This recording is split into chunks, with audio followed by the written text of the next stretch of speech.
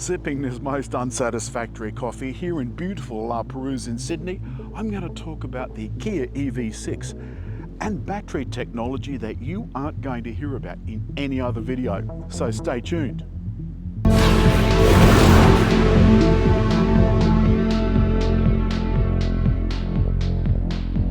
By now you've been flooded with information on Kia's EV6. All of its figures are huge, except for the 0 to 100 time, which is just 3.5 seconds.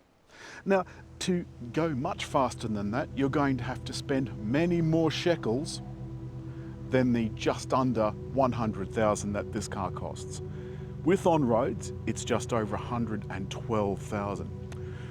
It's a lot of money, but if you want to go, let's say 0.1 of a second faster, you're going to need to spend $396,000 on a Mercedes AMG SL. The EV6 GT gets a few things that the other models don't get. This one has matrix lights, and I took them for a spin last night. They work really well. It also has a massive amount of power that the other ones don't have. In fact, this has 80% more power than the next most powerful EV6. It is 430 kilowatts and 730 newton meters, generated from a 160 kilowatt front motor and a 270 kilowatt rear motor. It's got an electric automatic tailgate, so if you stand there with the key long enough, it goes up. I'm not going to go into all that stuff because I went into it with the other EV6 videos, and I'll put links to the videos and all the other EV6 stories in the description below. But you'll need to go to the written review to find out all that information. I also want to talk about battery technology. This has a 77.1 or 0.4, can't remember. That's made up of a lot of individual cells, a little bit bigger than a AA battery. And they're all bound together in a box. And there's 10 or 12 of those boxes in the underfloor compartment. And if you want to see what a battery looks like when it comes away, have a look at this Audi e-tron in an accident. Over it goes, and whoa, there goes the battery. And in batteries, there's the very high likelihood that something horrible will happen, as with charging e-bikes or whatever, or even e-cigarettes.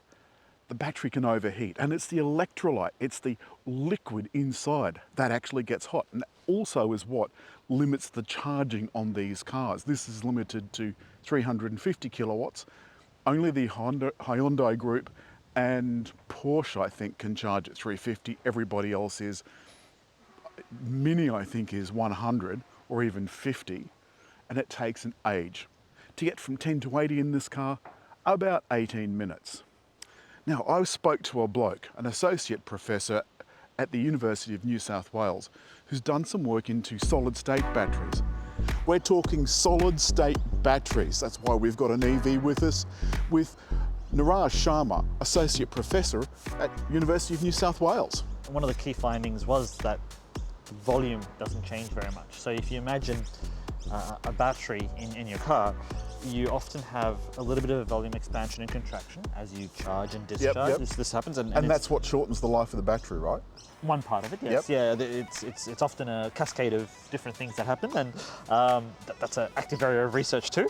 But essentially, your battery has cells, and each cell has components, and each of them sort of expand and contract. And what we've found is a substance that actually doesn't do that. Found that these batteries also degrade. There's chemical reactions that happen on the surface. Absolutely. And over time, they do degrade. One of the biggest problems. Exactly. And if you can solve that, fantastic, right? Everlasting battery, beautiful. The ideal battery will not degrade. And part of that is all the components. And so if all the components are stable and they don't change over time, as you're charging and discharging, right? So you're doing chemical reactions, and you don't want them to change. That's an ideal battery. But your test units? So our test units in the solid-state batteries that we've developed, they seem to be really good. They're doing really well, I should say. Excuse me for that. By doing really well, you mean? They're very stable. I asked him how long they would last, and he said, well, I'm a scientist. I'm a pragmatist as well. It'll last however long it lasts. And I said, well, it lasts longer than a conventional battery, a conventional solid-state battery. And he said, yes, much. Could it last the life of the car? They said it could well do.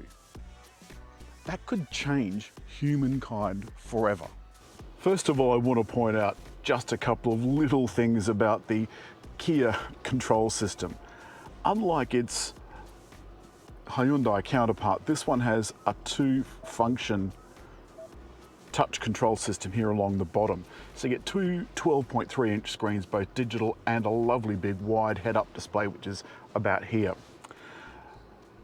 The good thing about this is that it has automatic cutoff for tunnels, which I really like, and the auto climate control. You can set the fan on any of 3 speeds. So I've got this up on its maximum auto speed at the moment.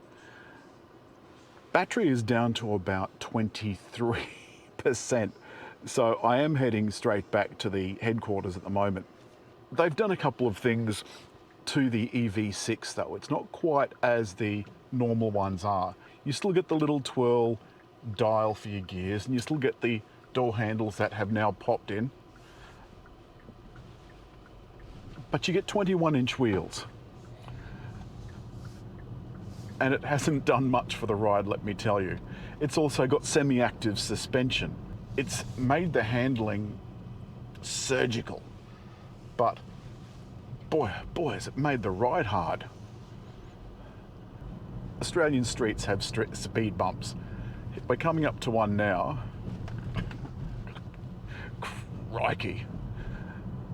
And this isn't a particularly well-kept road, and you can feel absolutely every single bump.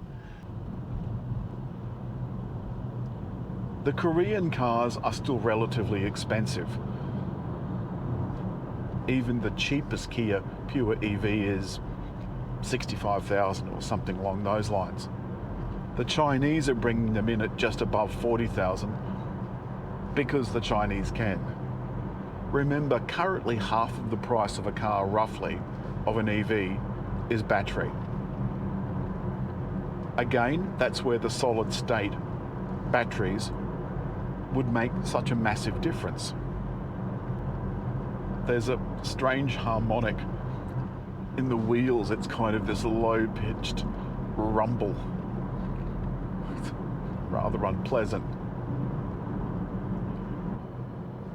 The acceleration is extraordinary, but 3.5 seconds to 100 feels a little bit like being hit in the head. And the other thing is, you could feel me jerk forward. The car goes gay lime. The dash is all limey, and that's because green is the new red.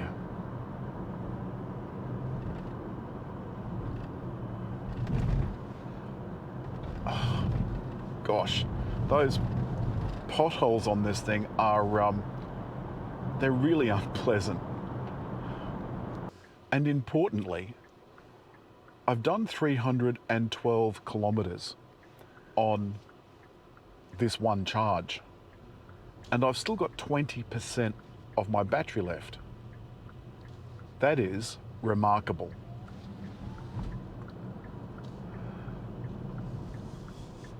Let's get around here. Now this annoys me. I've got my indicator on, and it thinks that I'm changing lanes onto the truck next door. Of course, this has the Kia safety and driver aids. It's got lane centering and lane departure, and all of that's active. The steering is very, very good. And unlike some brands, this one you can activate separately. You can have it going even when the cruise control isn't working. The cruise control is smart cruise control. Keeps you a set distance from the car in front and pulls up when the car pulls up. And as I creep around these quiet back streets, you kind of realize how adept this thing is at city work. The wheelbase is almost as long as Hyundai's Palisade, so almost as long as the 7-seater SUV, which means that there's a bunch of space. So to wrap up, EV6 does exactly what it says on the book. It is incredibly fast. It has a drift mode. It can charge fast. It has excellent range, great battery storage. The only things I would criticize is the ride is very hard.